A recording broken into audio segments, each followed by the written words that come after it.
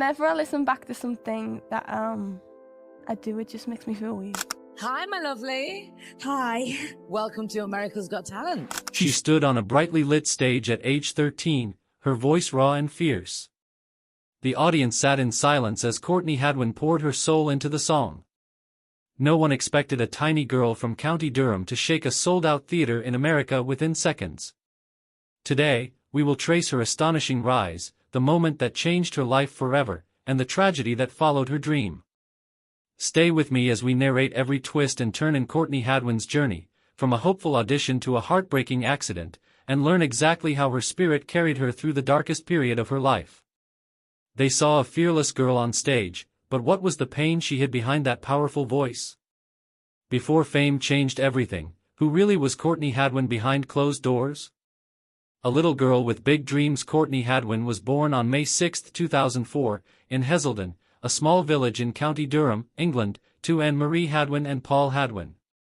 Her parents are hard-working, and even on busy days, they always found time to help nurture her talent in music. Young Courtney first heard soul music when she was very small.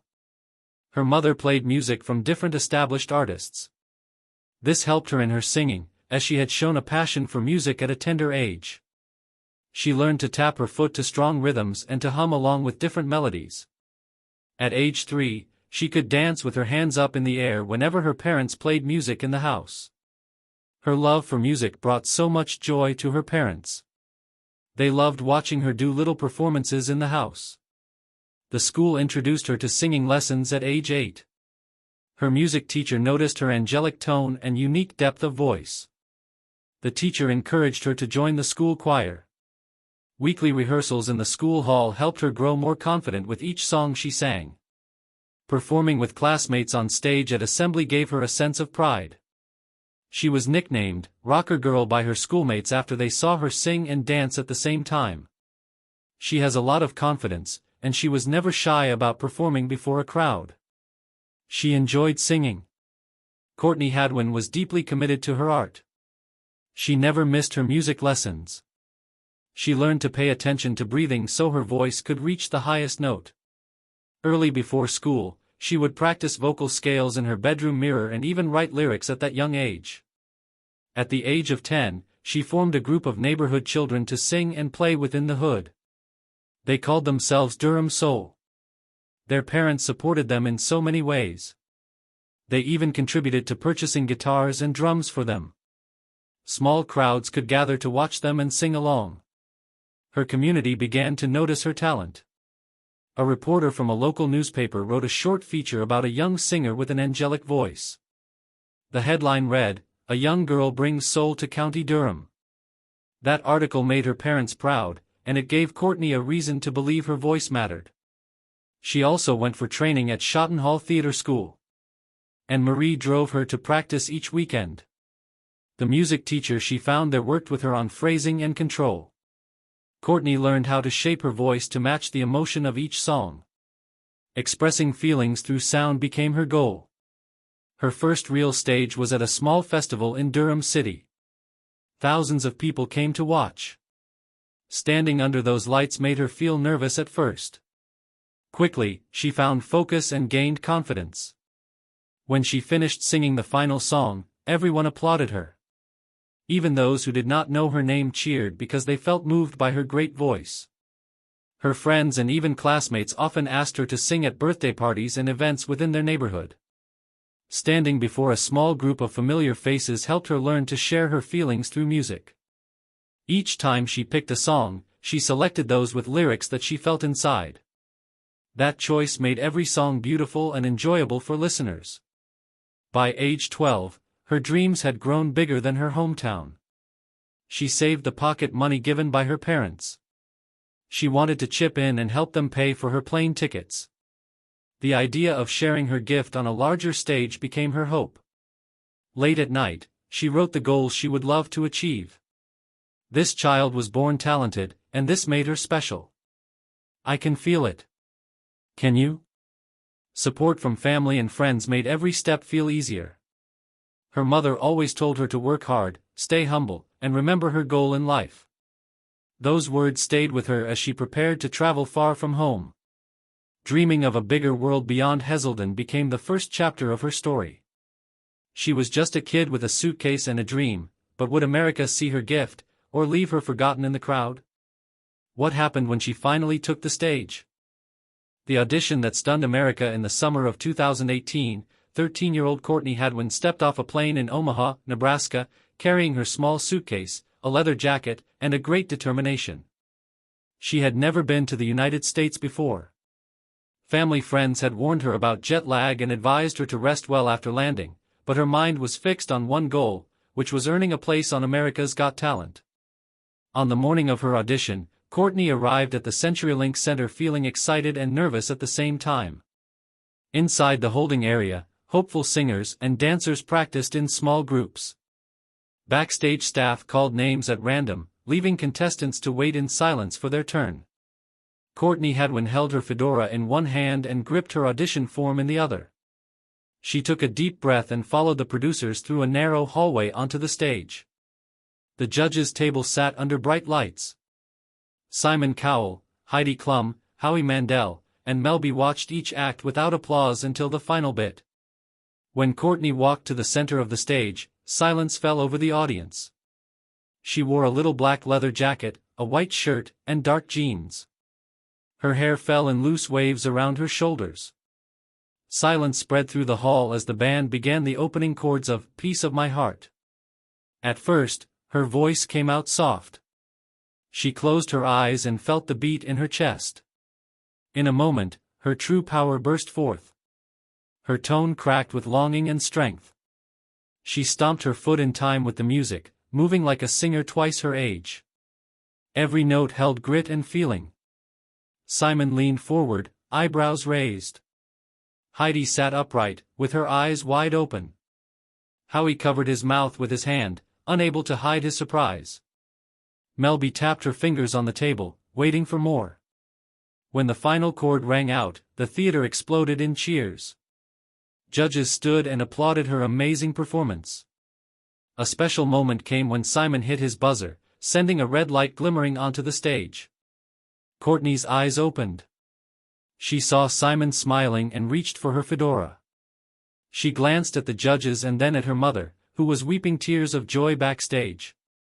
A producer handed her a microphone for a short interview. With a shaky voice, she said, "I love to sing. It makes me feel free." The simplicity of her answer touched viewers. Her performance clip spread across social media that same night. By morning, it had gained over 10 million views on YouTube. News outlets from the New York Times to BBC posted articles calling her the voice of a teen Janis Joplin. Headlines praised her fierce style and raw power. Newspapers in her hometown of Heselden ran front-page features describing how she had taken America by storm. Producers invited Courtney back the next day for a more private audition. In a glass room, cameras rolled as she met fellow contestants and judges again. She performed an original song written by her vocal coach, Laura, titled "Heart and Soul." Even without the full stage lights, her voice carried emotion through every corner of the room. Simon praised her creativity in choosing a song that reflected her feelings. He said, "You are not just copying anyone. You are yourself." That moment proved critical. Judges ensured she would advance directly to the live shows. She left the audition room with a group of fellow performers, all hugging her and offering words of congratulations. In interviews, Courtney spoke about missing her family and friends, but she also admitted a growing sense of belonging on the America's Got Talent stage. That night, she received so many messages. She gained new fans across the world who praised her singing on different social media platforms. Messages poured in from as far away as Japan and Brazil, thanking her for sharing her music. One fan wrote, "Your voice makes me feel alive." Another said, "You remind me of my daughter." Courtney Hadwin was so overwhelmed with joy that she could not hold back her tears. She realized her singing had connected with people she would never meet. Over the next few weeks, videos of her audition continued to rack up views. Talk shows called for appearances. The Today Show invited her to sing on live television. She balanced her schoolwork with the ongoing task by attending online classes. She had the support of her parents, who helped her juggle. In every interview, she remained focused on singing rather than fame. Her journey from her hometown choir in England to a standing ovation audition in the United States showed both her talent and her courage. She was dedicated to her art, and it was her best shot. That audition became the moment the world discovered Courtney Hadwin. From that point on, nothing was the same. America's Got Talent had found its new star, and Courtney Hadwin had found her moment to shine. Overnight sensation. By the time live shows started, Courtney Hadwin was no longer just a contestant, she was a headline. Within hours of her audition airing online, viewers across the world fell in love with her. Fans shared videos of her performance on social media, tagging friends and family. News sites ran stories with titles like, "Teen rock star from England steals the show." In less than one day, her video passed 10 million views on YouTube. Suddenly, this young girl from County Durham found herself at the center of a whirlwind she had only ever dreamed about. She arrived in Los Angeles under a special chaperone arrangement. Schoolwork kept her busier. Her tutor helped her with her schoolwork because she was constantly traveling, and she needed assistance to maintain her grades. She also created time to focus on her next performance. Each morning, she woke early to practice before breakfast. She warmed up her voice using different scales, stretching her chest and shoulders to support every note. Her coach watched carefully and offered guidance on timing and breath control. Small improvements each day built her confidence and made her more perfect in her craft. Afternoons brought rehearsals on the America's Got Talent soundstage. Bright lights hung overhead, and cameras moved on tracks to capture every angle. Courtney learned to work with spotlights and fog machines so that nothing distracted from her voice. She practiced walking with the microphone stand and learned to pause for dramatic effect at the end of each phrase. Producers and directors were amazed by her focus. One crew member said she handled each new challenge with maturity beyond her years. When live show week arrived, Courtney chose to sing "Maybe" by Janis Joplin. She stood on a stage framed by glowing arches and deep red lighting. Before she began, the audience sat in silence. Then she opened her mouth and let loose a strong, powerful sound filled with emotion. The crowd rose to its feet midway through the song, cheering so loudly that it filled the arena. Judges smiled and nodded in approval. After finishing while still standing on the stage, confetti cannons burst, covering her in shimmering streamers. Cheers echoed for minutes. Her name could be seen on charts, music blogs, and fan sites.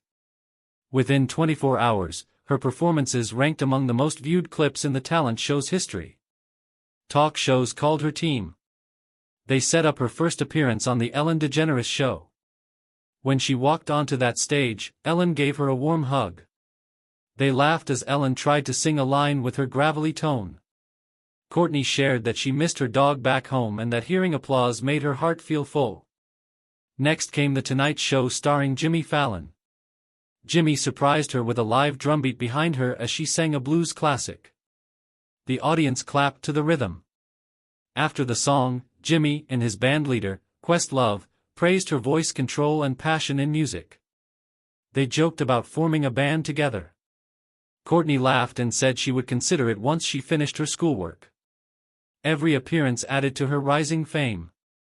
Record labels sent offers for studio time. Merchandise companies asked about hoodies and t-shirts. However, Courtney stayed grounded. She remembered her mother's words, to sing to share joy, not for fame. After each interview, she called home to keep her family close. She watched messages from fans who felt hope through her music. She could journal short sentences such as, "Today, I sang for millions. Tomorrow, I will sing with my heart because I enjoyed it." From a single audition clip to worldwide recognition, Courtney Hadwin's journey became the story of an overnight sensation.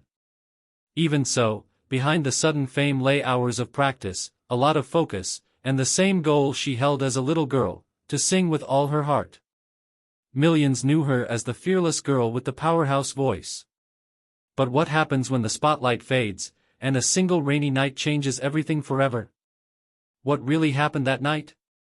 The tragic night in early October of 2018, Courtney Hadwin joined a small tour supporting fellow America's Got Talent finalists. After weeks of live shows, the group traveled by bus from Minneapolis toward Madison, Wisconsin. Their schedule showed back-to-back performances at different theaters. Courtney could always sit near a window, reading messages from fans on her phone. Outside, heavy rain tapped against the glass. The driver, experienced with long routes, kept a stable speed under highway lights. Other passengers rested on seats with blankets draped over their knees. Luggage lay in overhead racks, and instruments stood secured in padded cases. As they neared a curve on Interstate 94, none could predict that within seconds, their journey would take a sudden turn. At around midnight, the bus approached a stretch of road known for slick surfaces. Rain had poured for hours, and patches of water pooled along the shoulder. As the bus rounded the curve, a gust of wind pushed the vehicle toward the guardrail. The driver braked hard but could not regain full control. The bus skidded sideways for nearly 20 feet. Courtney, shifting in her seat, felt a jolt that threw her forward. Overhead cabinets sprang open, and cases slid from their stowed positions. The sound of metal scraping and glass tapping against metal echoed inside the bus. Then, with a final lurch, the bus came to rest against the guardrail.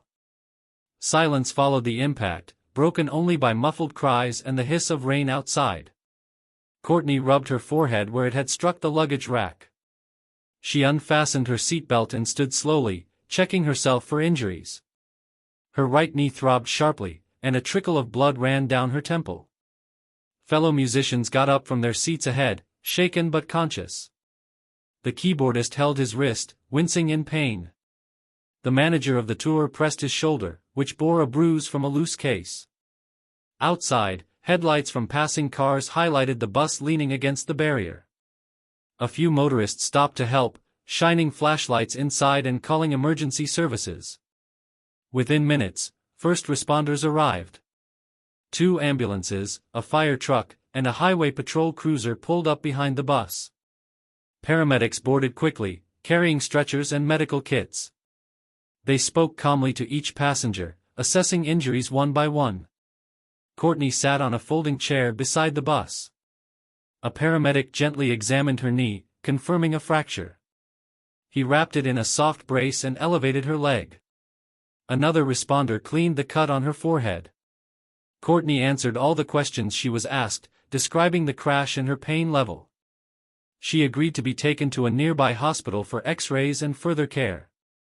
At St. Mary's Hospital in Madison, doctors ran scans on Courtney.